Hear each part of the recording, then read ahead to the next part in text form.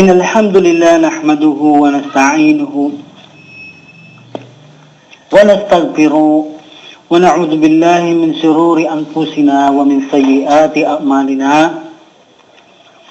إنه من يهده الله فلا مضل له ومن يضلل فلا هادي له أشهد أن لا إله إلا الله وحده لا شريك له وأشهد أن محمدا عبده ورسوله صلى الله عليه وعلى آله وأصحابه ومن تبعهم بإحسان إلى يوم الدين أما بعد. So ipagpapatuloy natin ang pagpapaliwanag natin hinggil sa katiyakang kamatayan at pagkakaroon ng buhay muli pagkatapos ng kamatayan. Nasa chapter 4 na tayo ng ating serye, kung saan ipinangako natin sa nakaraang araw na papaksahin natin ang description ng paraiso at impyernong apoy. Magiging tahanan ng mga talunan ng impyerno at paraiso para sa mga magtatagumpay.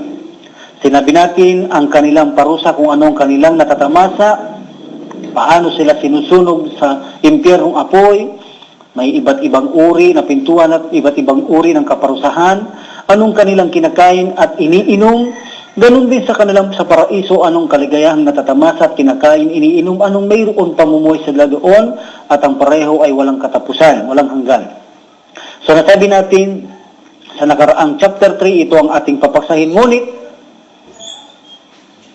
bago natin ito dakuhin, ay mayroon pang isang mahalaga na dapat nating malaman. So, ang tabayanan nyo lamang ang bagay na yaan, ang hinggil sa paraiso ay impyerno. So bago natin dakuhan yan, ay napakahalaga na sinasabi natin mayroong pagkabuhay na muli o araw ng paghuhukom, mayroong pagkabuhay na muli. Mayroong araw ng paghuhukom. So kailan magaganap ang araw ng paghuhukom? Kung mayroon araw ng paghuhukom, kailan ito magaganap? Katotohanan, ito ang magiging paksaan muna natin sa chapter 4, pagpapatuloy muna natin dito, na ibibigay natin ang papapaliwanag kung kailan magaganap ang araw ng paghuhukom.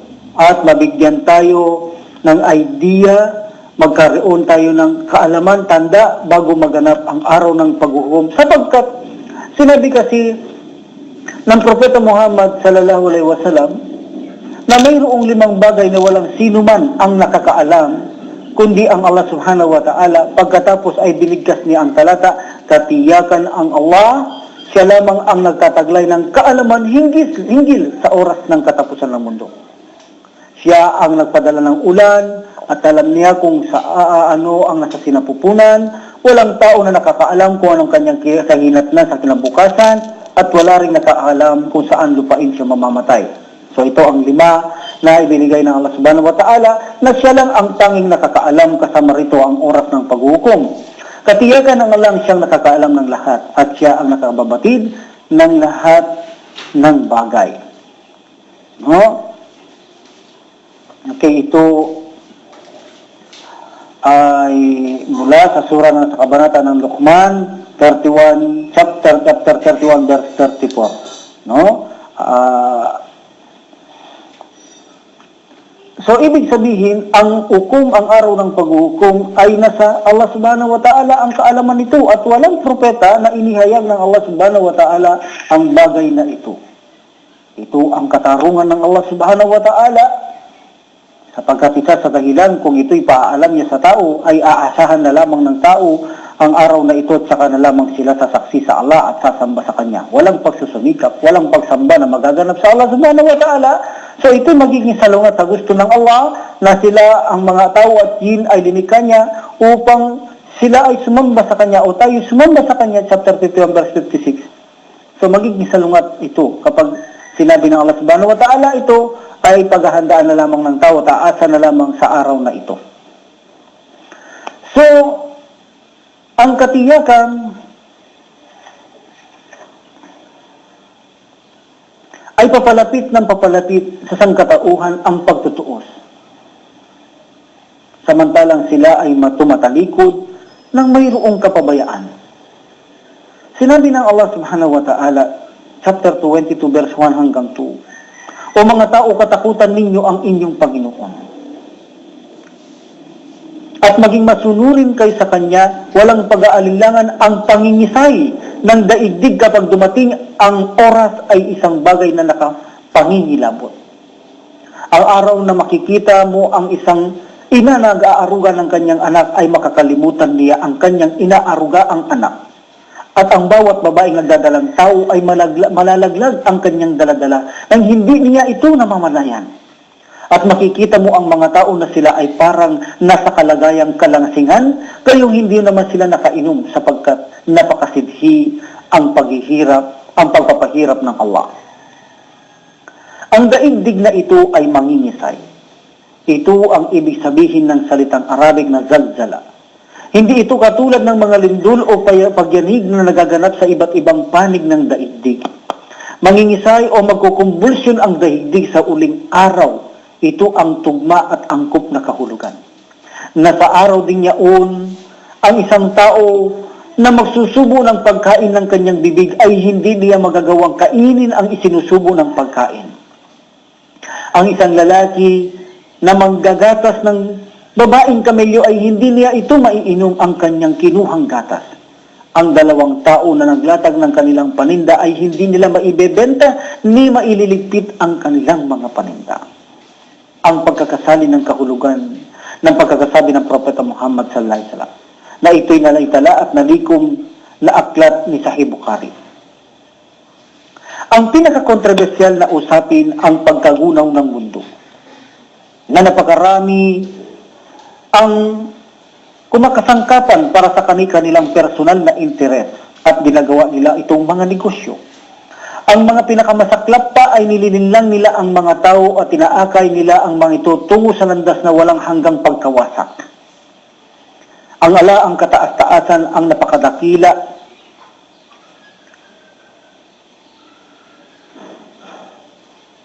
nagbigay ng babala sa mga taong gumagawa nito na sila'y hindi magtatagumpay at ang kanilang hantungan ay napakasidhing kaparusahan.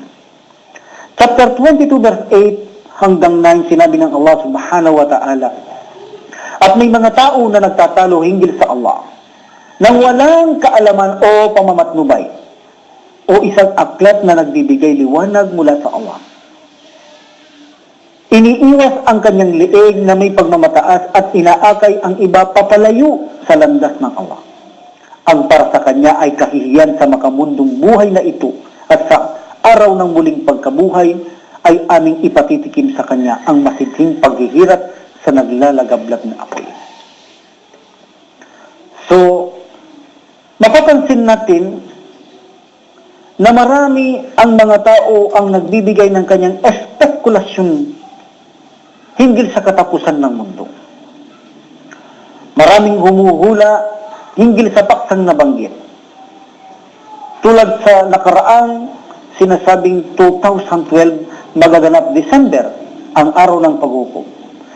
Isang paghihikayat na pagsasalita upang ang tao ay pumasok at tumanib sa relihiyon ng mga nagsasabing mga ganito. Silang lahat ay nabigo sa kanilang mga espekulasyon hinggil sa magaganap na araw ng paghukom sa katapusan ng mundo. May mga humuhula pa nga na magugunaw daw ang daigdig noong taong 1963. Pero hindi naman ito naganap. Pagkatapos nito ay may humula naman na ito raw ay magaganap 1975. Pero hindi ito nangyari. Tapos noong 1989, sinabi na bababa raw si Jesus. Hindi naman natupad. Walang katotohanan at panay haka-haka lamang upang magsipasok lamang ang mga tao sa kanilang mga pananampalataya upang gawin itong negosyo o kalakal. At alam ninyo ba kung ano ang sinabi ng mga humula? Hindi ko naman sila pinilit na maniwala sa akin. Yan ang kanilang dahilan kapag hindi naganap. Hindi ko naman sila pinilit na maniwala sa akin, kundi sila ang kusang naniwala. Ganito nila nililinlang ang mga tao, katiyakan na pababayaan nila itong lahat. Mayroon pang isang nailathala sa pahayagan ng isang miyembro ng apocalyptic cult. Ang pumatay sa kanyang sariling ina dahil sa sama ng loob niya na hindi naganap ang katapusan ng daigdig noong January 1, 1996. Ito ay nasa Arab News, column about Philippines, Friday, January 5, 1996, page 4 on subject about cult member arrested for killing mother. No?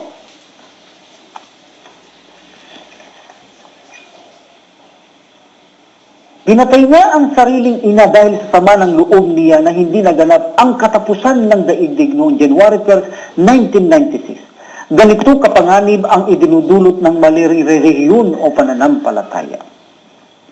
At ngayon naman marami ang umuhula na sa taong 2000 ay magugunaw naman daw ang daigdig. At ito rin ay sinabi ng kanyang, ito raw ang sinabi ng kanyang medium. Sabihin, Artista Magazine sa paksang year 2000, simula ng paggagunaw ng daigdig na sa pahina ito, 8 to 9 October 13, 1997, sinulat ni RTM Kapalla. Magugunaw daw ang mundo. 2000 ay magugunaw daw ang daigdig, ayon sa kanila. Ilang beses magugunaw ang sandaigdigan ayon sa kanila. Paano isasalig ang kaligtasan sa ganitong pundasyon? Sa makatwid, hindi nakatitiyak ang sino man sa kanyang sariling kaligtasan kapag ganito ng ganito ang batayan, na kung kaya mas makakabuti kung ititigil na lang nila ang pagsasalita sa mga bagay na wala silang kaalaman, wala silang pinangahawakang katibayan. Sapat ng katibayan ang hinuhula lamang nila na hindi naman natutupad, na sila ay wala sa katotohanan at tunay na sila'y gumagawa ng mga maling sapantaha, haka-haka at mga pagsunod sa kanilang mga sariling paghahaka bilang tanda ng mali na relihiyon. Maging ang ating siyensya ay mayroon ding sinasabi hinggil sa katapusan ng daigdig. Tinatawag nila itong doomsday science, ang kanilang espekulasyon hinggil sa pagsalpok ng Kamswitz-Totel sa taong 2126. Isa pa sa kanilang espekulasyon na and if the comet miss in 8 billion years, the sun will be 2,000 times brighter and will stretch halfway to Earth. Yan ang Newsweek Doomsday Science, date 23 noong November 1992, page 38-45 na kanilang inilathala. Ang lahat ng mga espekulasyong laman nila ito, sabihin mo sa kanila ang kalaalaman ay nasa Allah lamang, subalit karamihan sa mga tao ay hindi nakababatid. Ito ang sinabi ng Allah subhanahu wa ta'ala, chapter 7, verse 187. Batid natin na marami ang bumabaliwala sa Islam. Kahit na ang mga hula na nabanggit sa taas na sinabi ng mga tao ay hindi maganap-ganap at palaging naaalintala, ay patuloy pa rin silang umaasa at naniniwala sa mga ito. At para sa kanila nawa ay hindi kayo maging biktima ng pagmamataas o nakakapinsalang mga opinyon. Iminumungkahi namin na sumukan sa pamamagitan ng inyong mga sarili na bigyan ng daan ang paniniwalang ito. Dahil pagkatapos ninyong gawin ito, kayo mismo ang makapagsasabi na ang lahat ay angkop na angkop sa mga nangyayari sa kapaligiran. At insyaallah, na mapasang-ayon kayo na makatotohanan ang mga dakilang palatandaan ng nalalapit na oras sa pagkagunaw ng mundo. At maaari rin ninyong ihambing sa inyong kasalukuyang paniniwala ang kompletong impormasyon na tinataglay nito kung alin ang makapagbibigay ng ganap at mapapanaligang kaalaman, ay ito ang katotohanan. Ang Allah subhanahu wa ta'ala, ang kataas-taasan,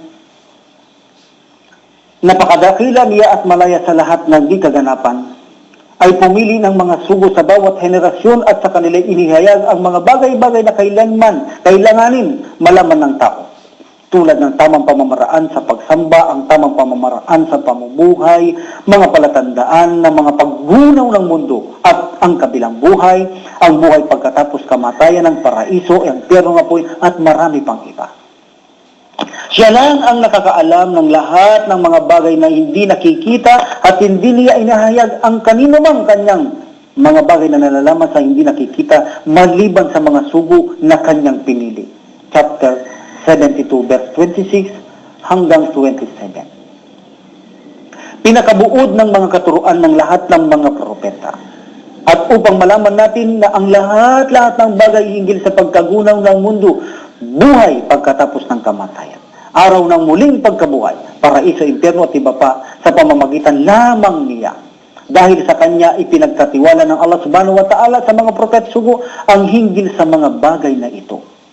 Tulad sabihin natin ang sinabi ng Allah subhanahu wa ta'ala, chapter 79, verse 45 hanggang 46, O Muhammad, ikaw ay isang tagapagbabala lamang sa mga yaong may takot sa oras na ito. Ibig sabihin, ang araw ng pagkabuhay, araw ng paghukom. Ang araw na mamamalas nila na parang hindi sila namalagi rito sa daigdig, kundi isang hapon o hanggang sa kasunod na umaga lamang. Chapter 4, 168 hanggang 169. Katiyakan niya ang mga hindi naniniwala at gumawa ng kasamahan, hindi sila patatawarin ng Allah. Ni kanya silang patnubay sa anumang daan, maliban sa daan patungo sa impyerno. Mananatili sila roon magpakailanman at ito ay napakadali sa Allah. Chapter 22 verse 7. Katiyakan na ang katapusan ng mundo ay darating. Ito ay walang pag-aalinlangan at katiyakan bubuhay muli ng Allah, yaong mga nasa kanilang mga libingan. Chapter 4 verse 78. Kahit saan pa man kayo naroroon, ang kamatayan ay darating sa inyo. Kahit na kayo ay nasa mga tore ng itinayo na pagkatibay-tibay at pagkataas-taas. Chapter 29 verse 22, hindi kayo makatatakas sa daigdig ni sa kalangitan, at maliban sa Allah, wala kayo sino man tagapagtanggol ni anuman tagapangalaga. Ilang sandali na lamang ang nalalabi sa daigdig na ito. Isang araw, pinamunuan ni Propeta Muhammad sallallahu alaihi wasallam ang aming pagsasala.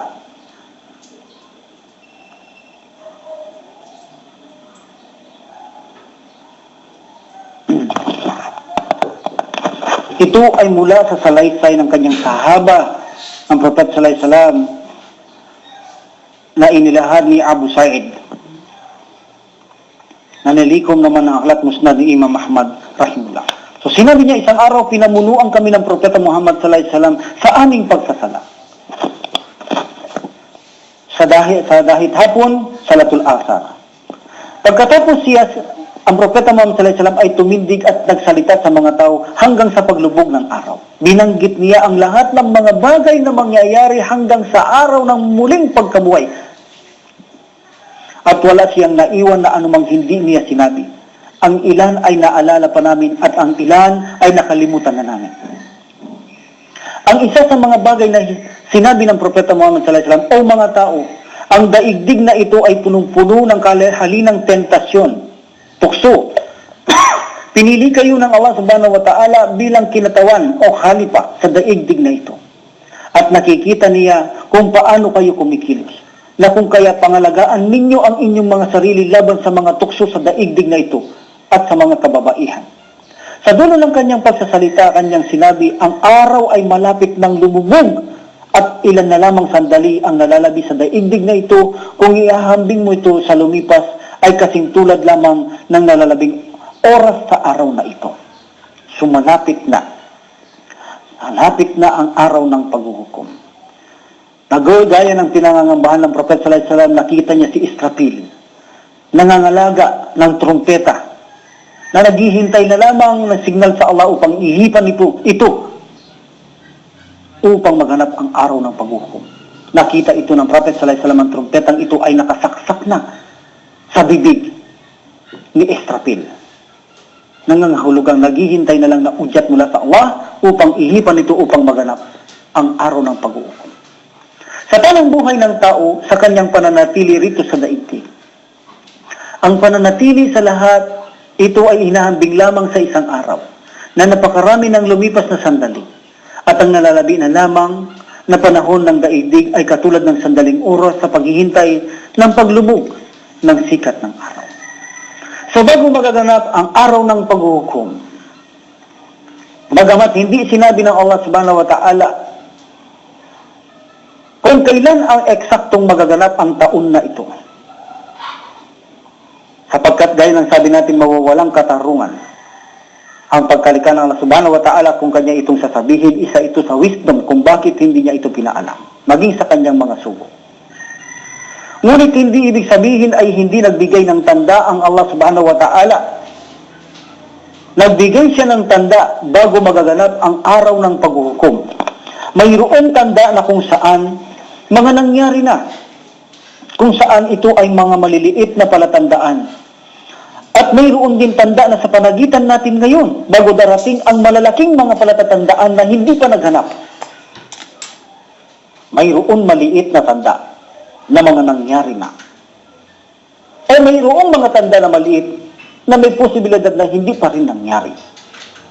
Ngunit mayroon ding panahon na sa maliit na tanda, sa pagitan bago dumating ang malaking tanda, ay hindi pa rin nangyayari. Sa panahon natin ito, narito tayo sa pagitan ng maliit na tanda at malaking tanda bago pa dumating ang malaking tanda. So ang ilan na mga liliit na tanda ay ibibigay natin bago tayo sumapit sa pagitan o nasa tanda ng sa pagitan tayo ng maliit at malaking tanda at dadako tayo sa mga malaking tanda. At kapag ang malaking tanda na ito ay dumating na, katiyakan ang araw ng paghuhukom ay darating na rin. Ito ang ating mahalagang paksa na sinabi natin, tatapikin muna natin sapagkat hindi ito maaaring mawala sa ating paksa. Hinggil sa ating pinapaksang ang tiyak na kamatayan at katiyakang buhay, pagkakaroon ng buhay pagkatapos ng kamatayan. Bago natin dakuhan ang chapter na ilalarawan natin ang tahanang impyerno, paraiso, anong mayroong kaparusahan doon at kaligayahan sa paraiso, anong uri ang pagkain ng bawat isa, anong uri ng inumin meron sila, anong kalagayan ng bawat isa meron sila, mga tahanang walang katapusan. Okay? So dadako tayo sa mga maliliit na tanda. Bago dumating ang oras, pagkagunaw ng mundo, ay magaganap ang mga palatandaang ito at ang maliliit na tanda ay karamihan ay naganap na ito. At makikita natin at masusuri natin kung ito ba ay nagaganap na at ang iba naman ay magaganap pa lamang.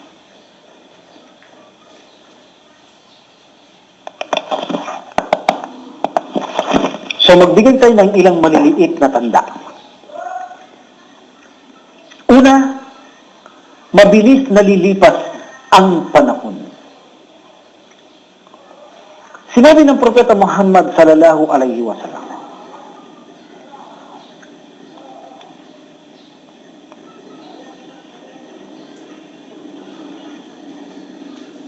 na ito'y naisalaysay ni Abu Hurairah radhiyallahu anhu na nalikom na aklat ni Musnad Imam Ahmad Ibn Hanbal rahimullah. Ang Propeta Muhammad sallallahu alaihi wasallam ay nagsabi, ang katapusan ng mundo ay hindi darating hanggat hindi lumilipas ng napakabilis ang panahon, na ang isang taon ay magiging katulad na lamang ng isang buwan. Ang isang buwan ay magiging katulad na lamang ng parang isang linggo. Ang isang linggo ay magiging katulad na lamang ng parang isang araw. Ang isang araw ay magiging katulad na lamang ng isang oras. At ang isang oras ay magiging katulad na lamang ng sandaling pagkasunog ng isang dahon na palmera. Yan ang unang maliit na tanda bago maganap ang araw ng paghuhukom. Nangyayari na ba ang bagay na ito?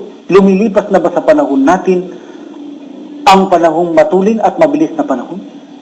Marami tayong napapansin na mga tao nagsasabi, napakatulin na ng panahon. So bakit nila ito nasasabi? Dahil sa panahon noon, ang isang taon o isang araw sa mag-apon ay naiinip ang tao sapagkat napakatagal. Hindi niya alam ang kanyang gagawin, siya ay naiinip, sari-saring paglilibang ang kanyang ginagawa, hindi matapos-tapos ang maghapon. Ngayon maririnig mo ang tao, napakatulin ng araw, napakatulin ng taon. Ibig sabihin ay nagaganap na, insyaallah, ang panahon na hinula ng Prophet sallallahu alaihi wasallam bago mangyari ang pagtagunaw ng mundo, magiging matulin ang paglipas ng panahon. Number 2, na maliliit na tanda. Mararaming malalakas na paglindol ang magaganap. Sinabi ng Propeta Muhammad sallallahu alaihi wasallam na isinalay sa ni Abu Hurairah radhiyallahu anhu, nanalikom sa aklat ni Sahih Bukhari rahimullah. Sinabi ng Propeta Muhammad sallallahu alaihi wasallam, ang huling oras ay hindi mangyayari hanggat hindi dumarami ang bilang ng mga paglindol. So gaano na karami ang malalakas na lindol na nangyayari sa atin ngayon? Nagkakaroon pa ito ng mga tsunami sa sobrang lakas ng yanig ng lupa. Ang dagat ay lumalaki ang alon at umaagos ng papalayo papunta sa mga tao o sa mga pamayanan upang wasakin. Gaano ito katerible at kalakas? At gaano na karami ngayon ang nangyayari na mga lindol na kung saan nagkakaroon din ng mga landslide upang tabunin ang pamayanan sa kapahintulutan ng Allah subhanahu wa ta'ala. Ibig sabihin ay nagaganap na rin ang tanda na ito. Na kung saan pagbibigay babala sa maliliit na tanda bago dumating sa malaking tanda, ay nakikita natin ng papalapit ang pagkagunaw ng mundo. Bagamat walang eksakto, ngunit nagkakaroon tayo ng idea kung kailan ito nalalapit magaganap. Ang araw ng pagkagunaw ng mundo. Araw ng paghuhukom. Pangatlo,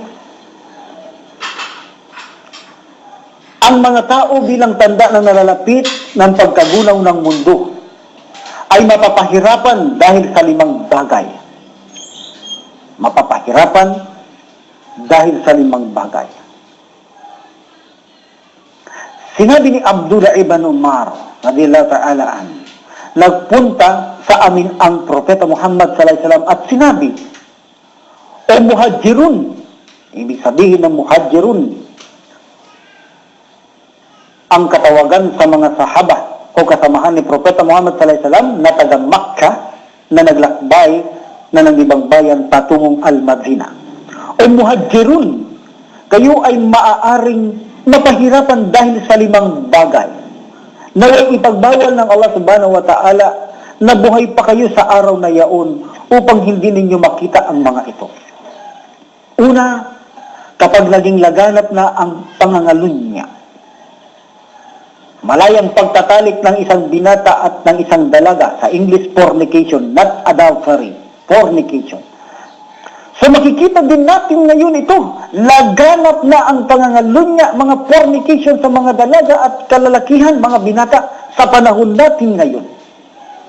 Ito ang unang tanda. Kapag naging laganap na ang fornication, dapat ninyong mabatid na hindi ito mangyayari ng walang bagong sakit na sasapit sa mga tao. Nagkaroon ng sakit ng AIDS na ito ay hindi dinanas ng kanilang mga ninuno at hindi ito dinanas ng mga una sapagkat wala na gumagawa karamihan ng pangangalunya kundi sa ilan lamang.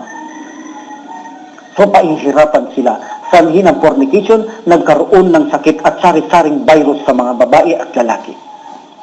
Pangalawang pagpapahirap bilang tanda ng nalalapit ng pagkagunaw ng mundo, kapag nagsimula ng mandaya ang mga tao sa tumbang mula sa kanilang mga produkto at ngayon ito ay nangyayari. Dapat ninyong mabatid na hindi ito mangyayari nang hindi magkakaroon ng tagtuyot taggutom sa mga tao. Ito ang pahirap.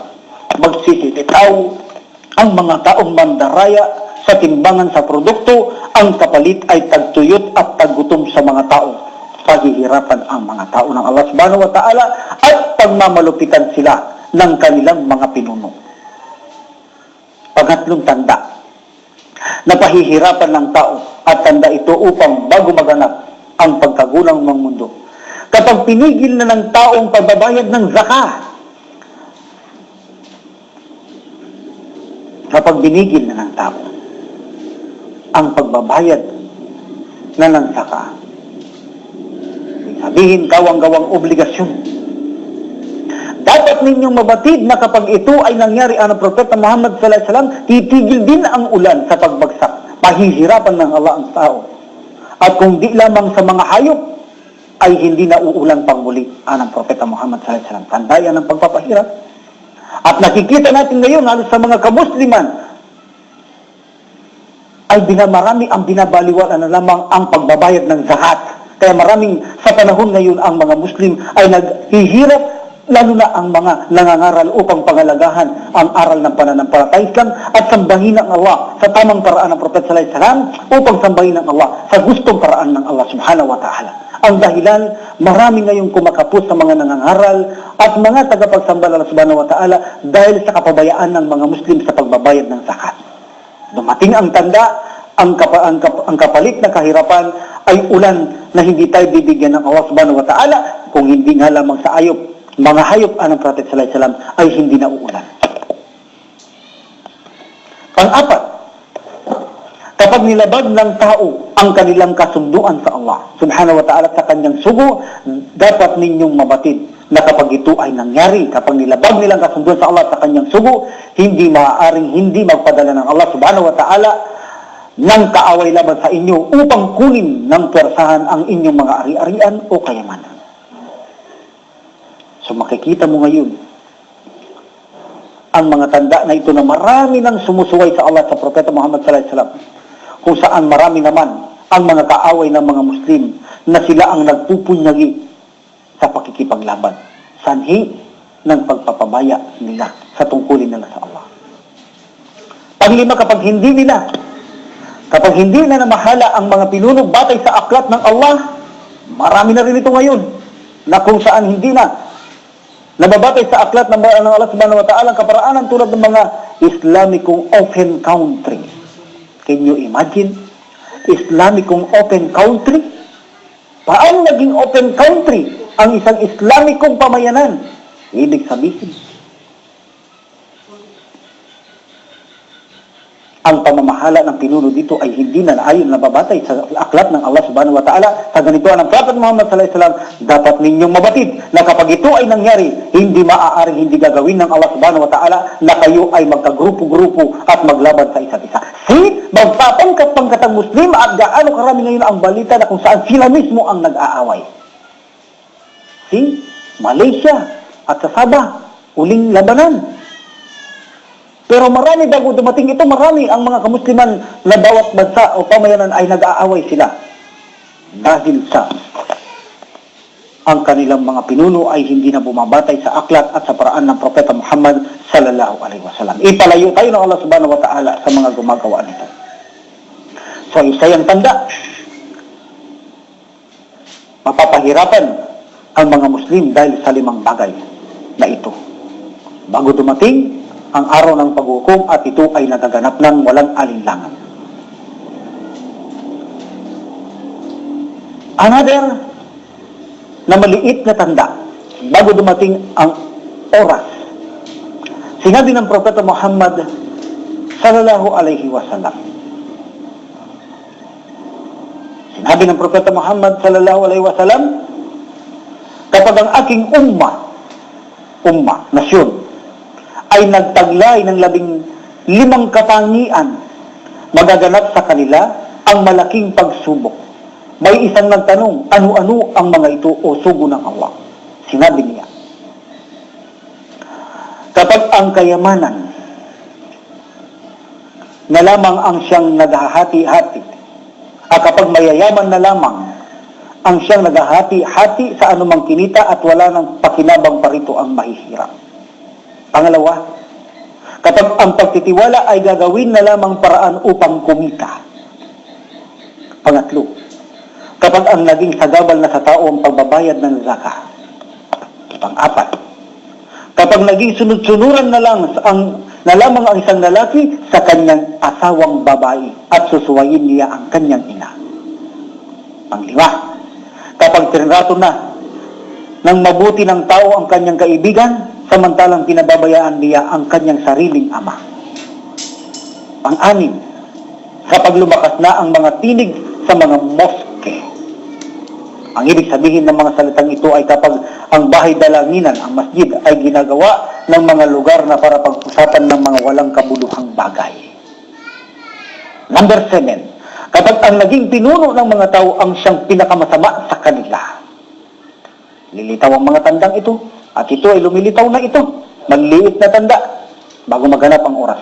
Number 8. Kapag ang isang lalaki ay binigyan ng respeto ng mga tao dahil sa takot nila sa kasamaan na maaring itong gawin. Next, kapag dumami na o naging laganap na ang pag-inom ng nakalalasing na tulad ng alak, bawal na gamot at iba pa na kauri nito. Next, kapag nagsuot na ng mga kalalakihan ng seda. Kapag nagsuot na ang mga kalalakihan ng seda. Next, kapag naging popular na ang mga aawit na babae at nagdagsaan ng mga musical instrument. Next, kapag ang huling nasyon na ito ay sinumpa ang nauna sa kanila. Sa makatwid, asahan nila. Ang hangin na pula o kalupaan na lululun sa kanila o sila'y magiging anyong mga hayop. Ang pagkakasalin nito ay mula sa salaysay ni Ali ibn Abi Talib radhiyallahu anhu na isang sahaba ng Propeta Muhammad sallallahu alaihi wasallam na naging pang-apat na kalipa. Ang kanyang sinabi ito ay natala sa Abwab al-Fitan ni At-Tirmidhi, hadith bilang 308. Yan ang maliit na tanda bago maganap ang araw ng pagpuhukom. Another na maliit na tanda, ang paligsahan sa pagtayo sa mga magagarang gusali. Makikita natin ito ngayon sa mahabang hadith. Nanalikom ng mga pananalita o pahayag, mga gawa, mga sinang-ayunan ng wastong-wasto na sinalaysay ng Propeta Muhammad sallallahu alaihi wasallam, na may kaugnayan sa mga katanungan ni Jibril alayhi salam kay Propeta Muhammad sallallahu alaihi wasallam hinggil sa Islam, iman at ihsan at sa uling oras.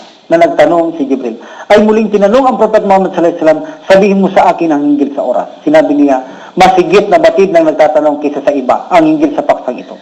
Sinabi ni Jibril alayhi salam, sabihin mo sa akin ang mga palatandaan nito. Sinabi ng Propeta sallallahu alaihi wasallam na ang alipin na babae ay manganganak ng mistress at master, na makikita mo ang mga nakayapak. Makikita mo ang mga nakayapak. Ang mga mahihirap na tagapagpastol ng mga kambing ay nagpapaligsahan sa pagtayo ng magagarang gusali.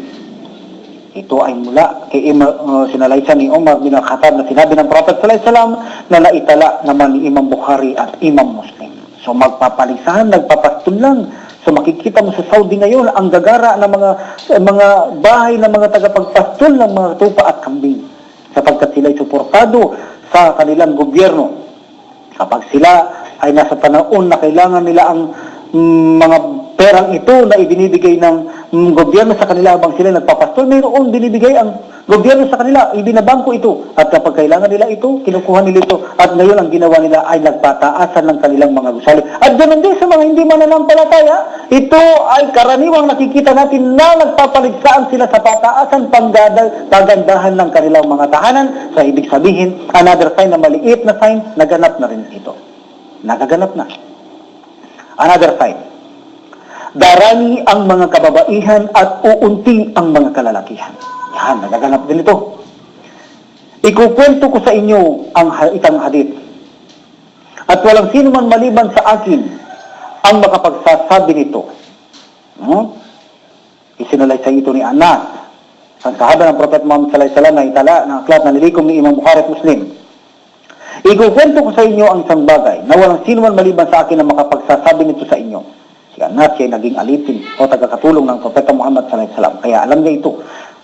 Kasama niya sa bahay ito. Narinig ko na sinabi ng sugo ng Allah. Kabilang sa mga palatandaan sa oras ay ang sumusunod. Ang pangrelihiyon na kaalaman ay unti-unting mababawasan sa pamamagitan ng pagkamatay ng mga taong maaalam sa relihiyon. Ang kamangmangan sa pangrelihiyon ay mangingibabaw.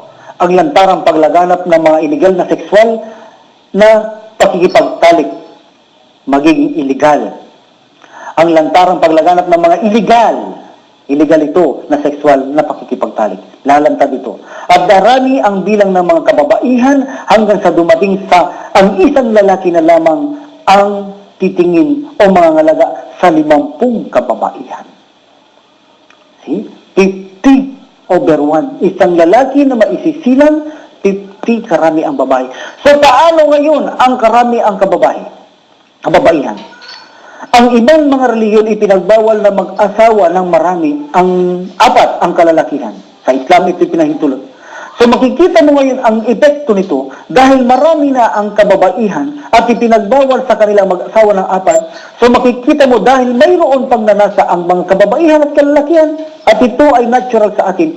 So inahanap nila ito na mairaos ang kanilang pagnanasa. So dahil bawal sa kanila ang mag-asawa ng marami, so dahil marami na ang babae at hindi kayo maging asawa ito ng lalaki, bawal sa kanila 2, 3, 4, ang nangyayari ay lumalaganap ang sexual at ang hanap buhay sa mga mababang kalapating lipad o mababang lipad na mga kalapati sa mga tahanan ay dumarami sapagkat labis na ang mga kababaihan.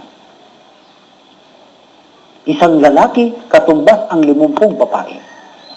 Pagkatapos ay pagbabawalan mong mag-asawa ng marami ang lalaki, so darami ang pangangalan niya. Ito ang dahilan ng kanilang pagbabawal. Dumarami ang lantarang pangangalan niya. Another sign na maliit na tanda bago maganap ang pagkagunaw ng mundo o araw ng paghuhukom. Sinabi ng Propeta Muhammad sallallahu alaihi wasallam na sinaysay ni Sahal bin Sa'ad radhiyallahu anhu, naitala naman ito sa aklat na nalikom ni Ibn Majah. Ito'y mapapanaligang hadith. Sinabi ng Prophet sallallahu alaihi wasallam, sa dulo ng panahon magkakaroon ng mga maling paratang ng kahalayan, paninirang puri at pagbabagong anyo.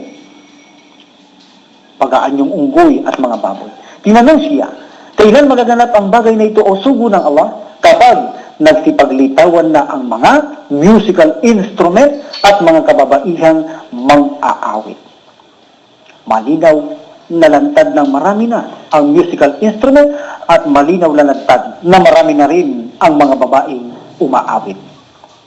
Ibig sabihin, ang mga sign na ito ay tanda na nangyari ang mga sinabi ng Prophet sallallahu alaihi wasallam na ito. Tanda ng kanyang pagkapropeta. Hindi niya alam ito, kundi marahil hindi dahil sa Allah subhanahu wa ta'ala. Sapagkat alam ito ng lahat ng manlilikha. Siyang nakakaalam sa mga bagay na hindi nakikita. At mga parating alam niya ito. Inire-reveal niya lang ito kay Prophet Muhammad sallallahu alaihi wasallam. Upang sa ganun, maniwala sila ang mga tao na siya'y propeta at lahat ng mga nauna pa sa kanya, mga sugat propeta, upang sa ganun sila'y makumbinsi na mayroong ng araw ng paghuhukom, bagamat hindi sinasabi ng Allah subhanahu wa ta'ala na mayroong sa ganitong taon mangyayari, hindi niya sinabi ito, pero nagbigay siya ng tanda, pagpapatunay na mayroong araw ng paghuhukom, at ang mga tanda na ito ay kailangang mangyari upang ang tao'y maging kumbinsido na magaganap ang araw ng paghuhukom, tulad ng pinapaksa natin na maliliit na tanda, ang lahat ng ito ay nangyayari na sa panahon ngayon na ibinigay na tanda ng Propeta Muhammad sallallahu alaihi wasallam bago pa siya mamatay. Hindi pa ito lumilitaw, sinabi niya na ito at ngayon ay nakikita natin na sa mga nakaraan ang lahat ng ito ay nagaganap na at hanggang sa kasalukuyan natin. Another na tanda ng maliit. Sinabi ng Propeta Muhammad sallallahu alaihi wasallam, pagkakasalin nito, sinalaysay ng Prophet sallallahu alaihi wasallam na sinalaysay ni Abu Hurairah naman. Sa sahaba ito na naitala nalikom sa aklat ni Musnad Imam Ahmad rahimullah. Sinabi ng Propeta Muhammad sallallahu alaihi wasallam, kapighatian sa mga Arabo mula sa mga napakalaking kasamaan na nalalapit ng mangyari sa kanila. Ito ay parang mga tapal sa kadiliman. Ang isang tao ay magigising sa umaga bilang isang mananampalataya at pagsakit-sapit ng takip silim ay nagigisang walang pananampalataya siya. See? Gaano kalami ang Islamicong country na ngayon ay open na country. Lahat ng kasamaan na ginagawa ng mga hindi mananampalataya ay naipasok sa kanilang mismong tinatawag na Islamicong bansa. Ipagbibili ng tao ang kanyang relihiyon ng Prophet sallallahu alaihi wasallam sa napakaliit na halaga para sa makamundong bagay. Yan ang dahilan, makamundong bagay. Ang sino man nakakapit sa kanyang relihiyon sa araw na yaon ay parang hawak-hawak niya ang mahigpit at nagbabagang uling o parang nakakapit siya sa mga tinik ng Propeta Muhammad sallallahu alaihi wasallam. Nagaganap na yan. Another, lalagyan ng Allah subhanahu wa ta'ala ng kahinaan ang inyong mga puso, ang inyong mga iman ay hihina. Sinabi ni Abu Hurairah,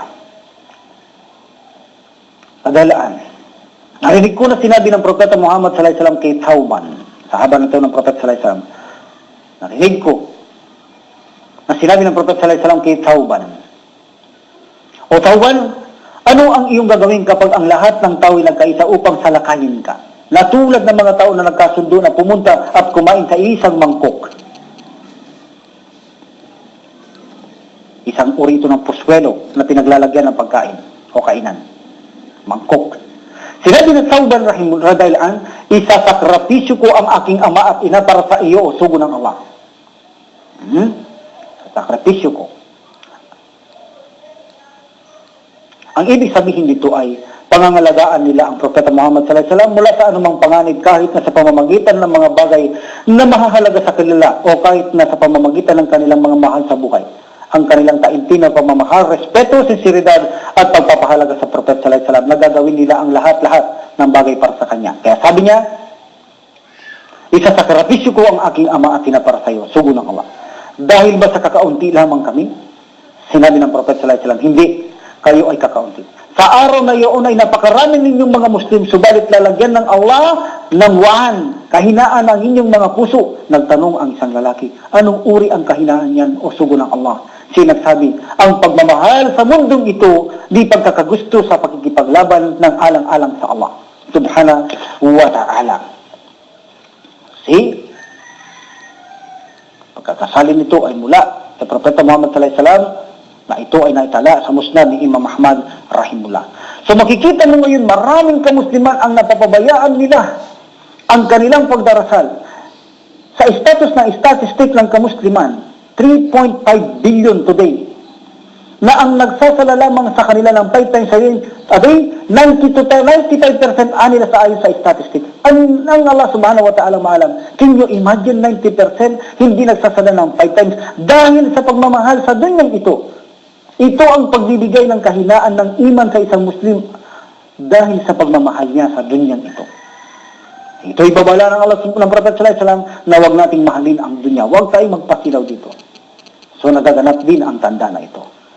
Alhamdulillah. Paano ka hindi maniniwala sa mga sugot propeta, lalo na sa Propeta Muhammad sallallahu alaihi wasallam? Paano nila nalalaman ang mga darating na nangyayari ito na ngayon lang nagaganap sa panahon ng kanilang buhay o dito nagaganap? So ibig sabihin, mayroong mga tanda na ipinadala ng Allah subhanahu wa ta'ala upang kumbinsin tayo na totoo na mayroong oras na darating o pagkagunaw ng mundo. Another na maliit na tanda. Maglilitaw ang mga huwad na sugo. Ito ay lumitaw na rin sa kasaysayan pagkatapos ng Prophet sallallahu alaihi wasallam. Mayroon pang mga napanggap dito ng mga babae. Kung hindi tayo nagkakamali, ay mayroong 4 na babae nagpanggap na sila rin ay mga sugo ng Allah subhanahu wa ta'ala, 26 mga lalaki. So sinabi ng Propeta Muhammad sallallahu alaihi wasallam, ang oras o katapusan ng mundo ay hindi darating hanggat hindi nangyari ang mga sumusunod. 2 malaking grupo ang maglalaban sa isa't isa. Maraming mamamatay sa magkabilang panig at pareho silang susunod sa isang katuruan na relihiyon. See? Bilang pagbibigay ninaw ng Propeta Muhammad sallallahu alaihi wasallam, nangyari na rin noon ang kapanahuan ng Ali ibn Talib at Muawiyah ito dahil sa paggawa ng mapagkunwaring tao at sila ay pinag-away ng mga munapik. So nangyari ito, nag-aaway sila.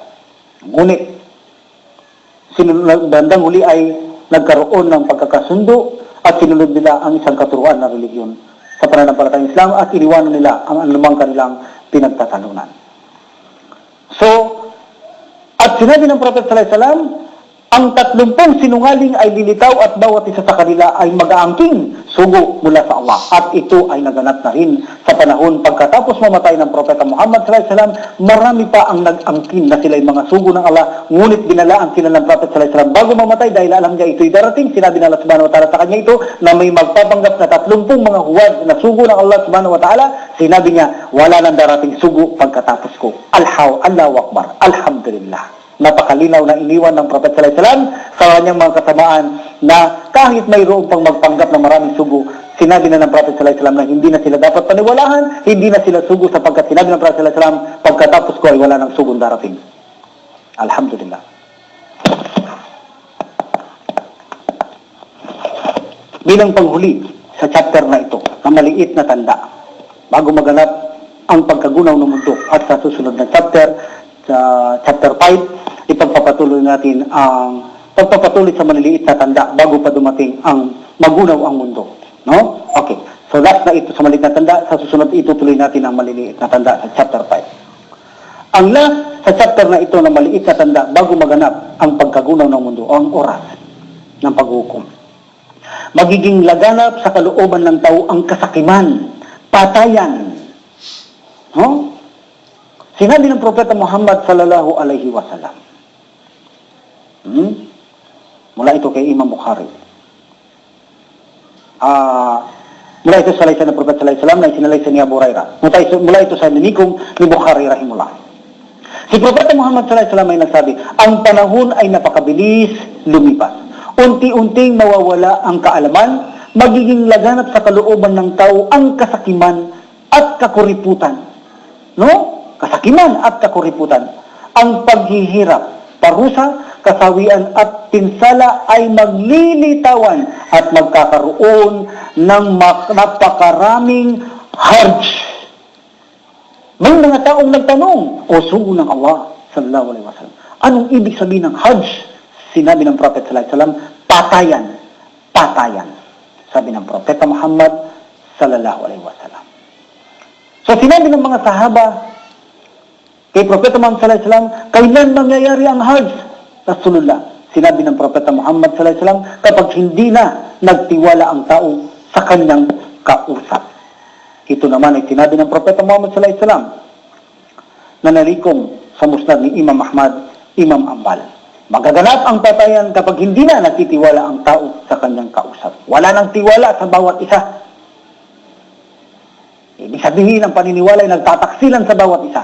So ang bawat isa ay naghahangat na makamit ang kanyang kagustuhan. Sa ganitong dahilan, dumarami ang patayan dahil wala nang tiwala ang tao sa bawat isa sa kanyang kausap, maging ito man ay kanyang mga pamilya o anak at mga magulang at ina. Nawawalang tiwala, lalo na ang mga walang pananampalataya. At sa muli, insyaAllah, sa susunod ay pagpapatuloy natin ang maliliit pang tanda bago sumapit ang pagkagunaw ng mundo. Antabayanan natin ito sa ating chapter 5. Wakiradang alhamdulillah rabbil alamin, wassalatu wassalamu ala rasulillah, subhanakallahumma wa bihamdik, asyhadu an la ilaha illa anta astaghfiruka wa atubu ilaik. Assalamualaikum warahmatullahi ta'ala wabarakatuh.